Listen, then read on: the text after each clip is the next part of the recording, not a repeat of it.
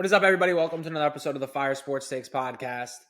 A lot of people are going to be here. A lot of people like to come in when the Jets do things. They know I'm a Jets fan. They like to come in and see my reaction. If you're here because you want to see me freak out, you're like, oh, the Jets traded Sauce Gardner. Devin's probably going to go through it. Let's go check in on his podcast that I only listen to when the Jets are in the news. And you're expecting me to flip out and throw a whole temper tantrum. You are absolutely in the wrong place because the New York Jets won the trade deadline. The New York Jets won the trade deadline. I'm going to miss Sauce Gardner. And there's a narrative that goes around where Sauce Gardner's like not good. He's overrated. He just has a cool nickname.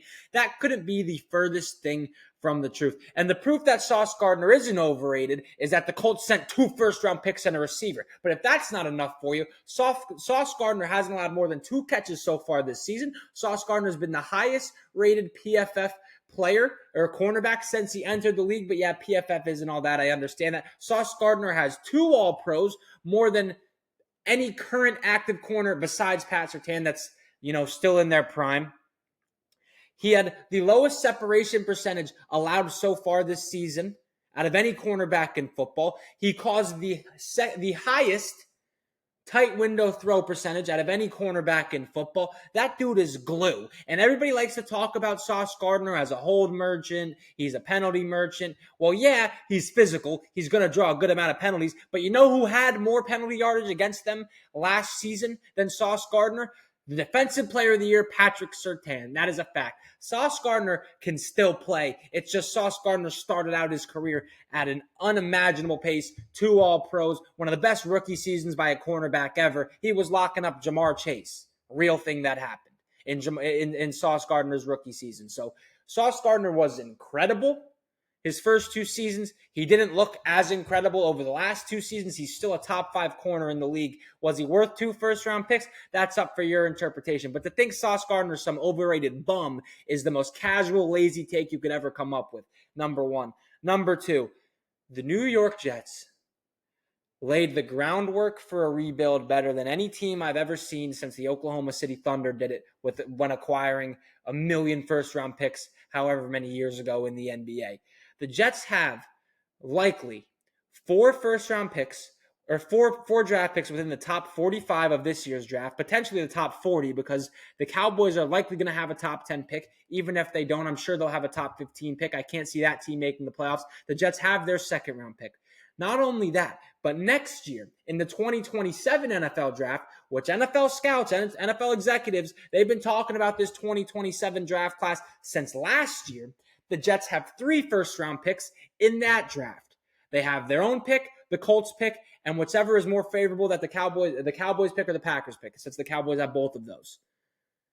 And you're looking at this Jets offense. Mason Taylor, pretty good for a rookie tight end. Garrett Wilson, top 10 receiver in the NFL. If he had a good quarterback, he'd put up the production where people would talk about him like a top five receiver in the NFL. That's not the argument. They have one of the best run games in football. If Breece Hall's still here, that would be helpful. Even if he leaves, though, this offensive line has been opening up holes better than any Jets offensive line since 2010, 2011. Rest in peace to Nick Mangold and that Jets offensive line that went to back-to-back AFC championships. This Jets offensive line has a 23-year-old left tackle, 22-year-old right tackle. This Jets offense is heading in the right direction. If they pick a quarterback this year, Ty Simpson, Fernando Mendoza, this Jets offense is headed in the right direction. And then they have 4 more first-round picks and 2 second-round picks are going to be early second-round picks in the 2026 NFL draft to rebuild this defense. The Jets won the trade. The Jets won the day. They won the trade deadline. All they have to do now is not fuck up the picks. A lot easier said than done. But from a gamesmanship standpoint, this was the right move.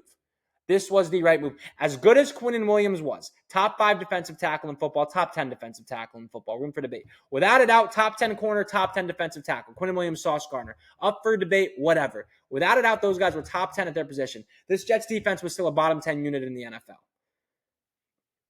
You move off of them. You rebuild. You reload. I will miss Sauce Gardner.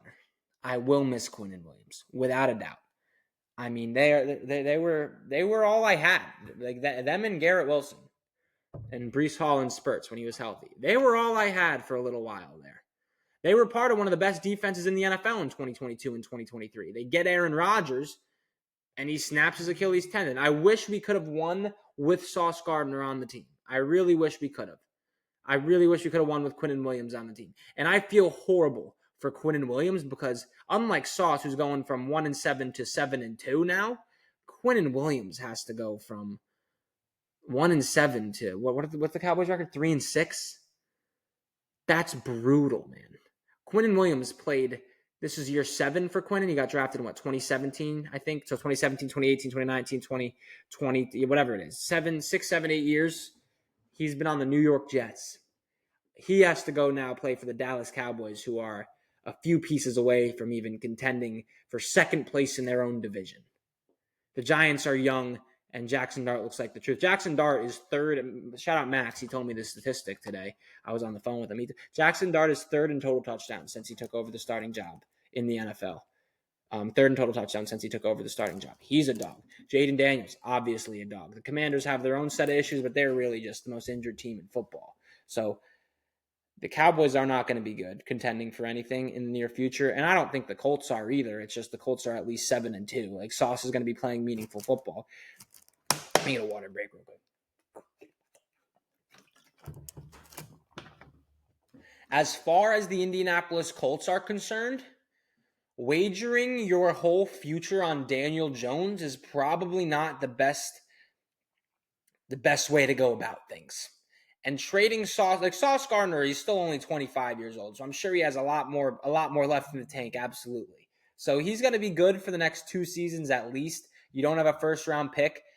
Would you find a guy better than Sauce Gardner with one of those picks? Probably not. So from that standpoint, it makes sense. But make no mistake about it. This is an all-in move from the Indianapolis Colts, and you're going all in with Daniel Jones. And people are like, oh, you're overreacting to one game with Danny Dimes. When Daniel Jones has a whole 4-year history, however long he's been in New York, where we've seen him play at a brutal level. Besides the 1 year he won a playoff game.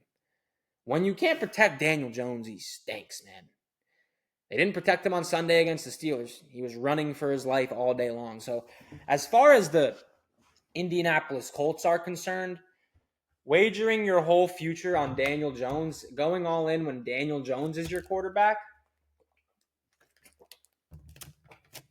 it just doesn't make sense. It doesn't make sense that the Colts would go all in with Daniel Jones. And everybody's saying that they overpaid for Sauce Gardner. I wouldn't necessarily say that. Was it a steep price? Absolutely. But are you going to find a guy with those mid to late first-round picks better than Sauce Gardner in the next 2 drafts? Maybe in 2027 because that draft is loaded. But next year, probably not. You're still going to get Pro Bowl level cornerback play for at least 2, 3, 4 years as long as Sauce Gardner stays healthy. He's only 25. So from that perspective, it's a fine move by the Colts. And they like A.D. Mitchell's an irrelevant factor for the Colts. Good for the Jets. They need wide receiver. They need wide receiver help. They buy low on a guy like A.D. Mitchell who has good upside. But from a bigger picture standpoint, this is an all-in move by the Colts.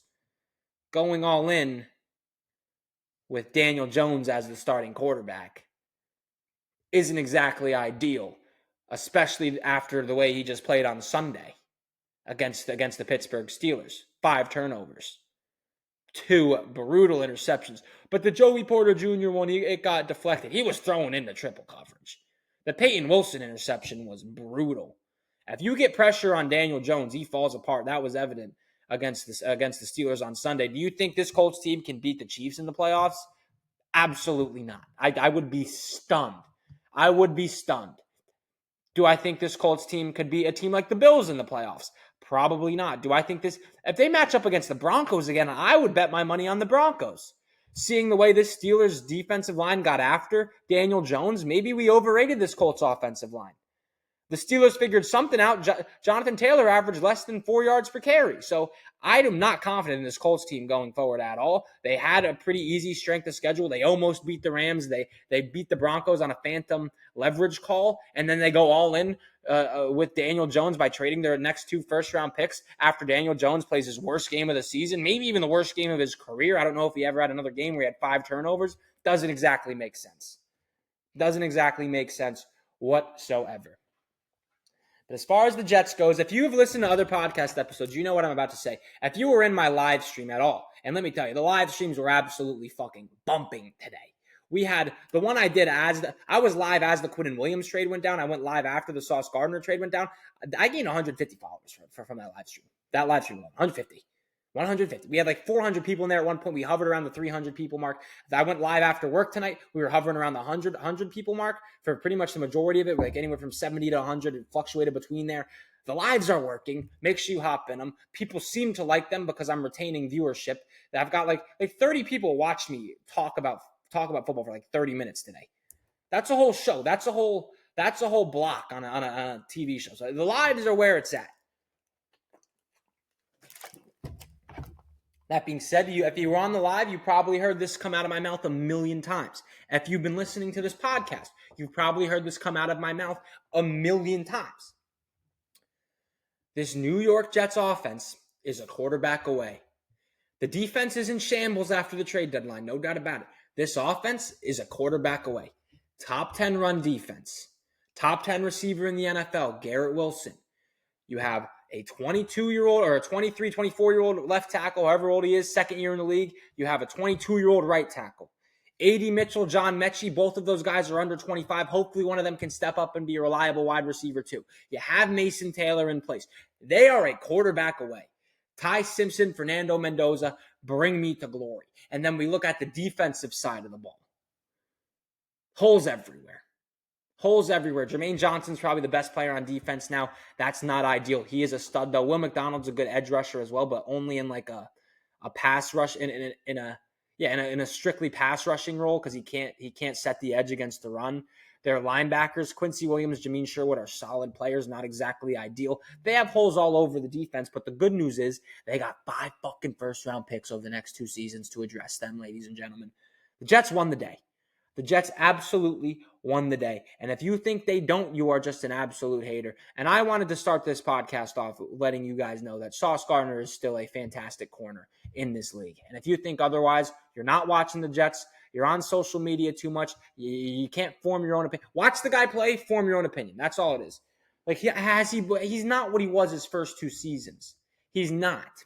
Absolutely not. He has regressed. Like, it's crazy. He's regressed from top 2 corner to top 10 corner, easily, debatably top 5. This season, I don't know if he's in the top 5. You can throw him at 5, but Gonzo has been better than him this season. Obviously, PS2, Derek Stingley, J.C. Horn is up there as well. So you can make an argument. Quinyon Mitchell has also been fucking fantastic. So you can make an argument he's not. Trent McDuffie's also great. So you can make an argument he's not in the top 5 this season. Easily a top 10 corner. Easily. Won't hear otherwise. The guy has 2 All-Pros. I'm pretty sure there's not an active corner in their prime. Like Jalen Ramsey probably has more All-Pros than him. Like Marlon Humphrey, I think he has a few All-Pros, so maybe that's legit. But to think Sauce Gardner is a bad corner is simply casual ball knowledge. It is simply laziness. It's simply you're on Twitter too much. You're on Twitter too much. If you think Sauce Gardner is a bad cornerback in this league, you don't know ball. And you are a casual. Sauce Gardner has been the highest graded PFF corner since he came into the league, but it is just PFF, and you know how we feel about those grades. They are in everything. He hasn't allowed more than 2 catches so far this year in a single game. He's allowed the lowest separation rate out of any cornerback in the NFL so far this season. Lowest separation rate of any cornerback so far in the NFL this season. He's forced the highest percentage of tight window throws when targeted so far this season, more than Pat Surtain. Last year, everybody got on Sauce Gardner for the holding penalties. P.I. Merchant, he's too physical. He's a walking penalty flag. You know who had more penalty yards against them than Sauce Gardner did last year? The Defensive Player of the Year, Patrick Surtain. If you think Sauce Gardner is bad at football, you are absolutely delusional. It's just that he set himself up for failure because he set such a high standard, winning 2 All-Pros in his first 2 seasons in the league. Dare I say, one of the greatest rookie seasons by a cornerback ever. You name the receiver, he locked him up. He was incredible. And he did fall off, but he fell off from a top 2 receiver to a top 7 receiver. God forbid. And that All-Pro guy is still in there. 2 All-Pros. 2 All-Pros in the first 2 seasons in the league. That's ridiculous. Sauce Gardner, was he worth 2 first-round picks? That's up for interpretation. But are you going to find a guy better than Sauce Gardner in the 2026 NFL draft with a mid to late first that the Colts have? Probably not. Maybe you have a better chance in the 2027 NFL draft, but probably not going to find a better guy than Sauce Gardner with the mid to late first round pick. So everybody's saying that they overpaid. So guys like Sauce Gardner don't come around often. They don't. And his contract isn't horrible. It isn't.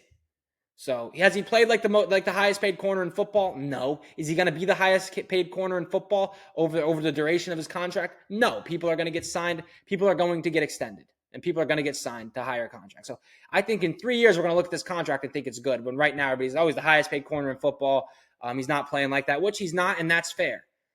But to say he doesn't deserve top of the line dollar is ridiculous, and it's even more blasphemous to say that guy's not good at football anymore. So enough with the Sauce Gardner. You don't know ball if you think Sauce is bad. He's not even on my team anymore, and I'm defending him like this. So trust me, the dude can fucking play. Go ask Ted McMillan about Sauce Gardner. Go ask Cortland Sutton about Sauce Gardner.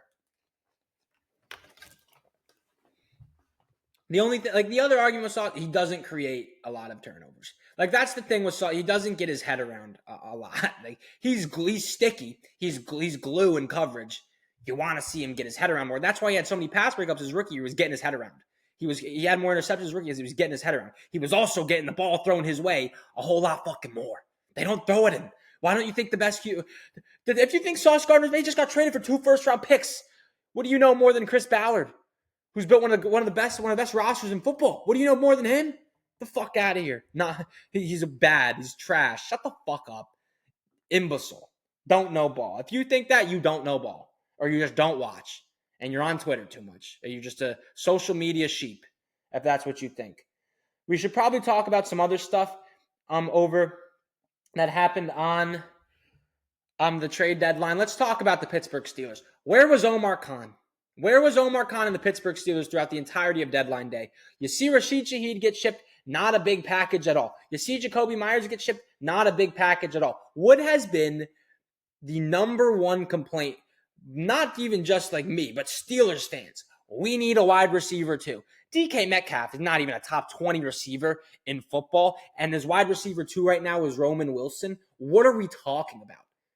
And you see Jacoby Myers go for nothing, basically. 4th and a 6. You see Rashid Shaheed go for practically nothing. At least a price that the Steelers should be willing to pay, considering they have 10 million draft picks next year. They could live with parting ways with a few of them if they're clearly in win now mode with Aaron Rodgers, Jalen Ramsey, Darius Slay. You give TJ Watt a ridiculous extension after he's averaging the lowest pass rush win rate of his career. Give him a gazillion dollars. You extend Cam Hayward. So clearly you're going all in. You don't care about age, but you're not willing to part ways with a 3rd and a 6th round pick to go and get Jacoby Myers so Aaron Rodgers isn't throwing to Roman Wilson, Jonnu Smith, and Pat Freiermuth. That's ridiculous. The receiving core there is a joke. And the Steelers fans are going to be like, oh, DK Metcalf is easily a top 20 wide receiver. If I asked you if DK Metcalf was better than George Pickens 6 months ago, you would absolutely lose your mind. And I think George Pickens is better than DK Metcalf. This isn't all Steelers fans. This is just some of them. Why didn't they trade for a wide receiver 2 makes zero fucking sense. 0 sense. Somebody said in my live today that the Steelers are averaging 20 points per game. Is that true? I'm going to look that up real quick. If that's true, that's insane. I have a hard time believing that. That was a real thing somebody said. So this is probably bad podcasting while I pull that up. Bear with me here for a second. Bear with me, folks. Bear with me. And then we'll get into the rest of the deadline day stuff.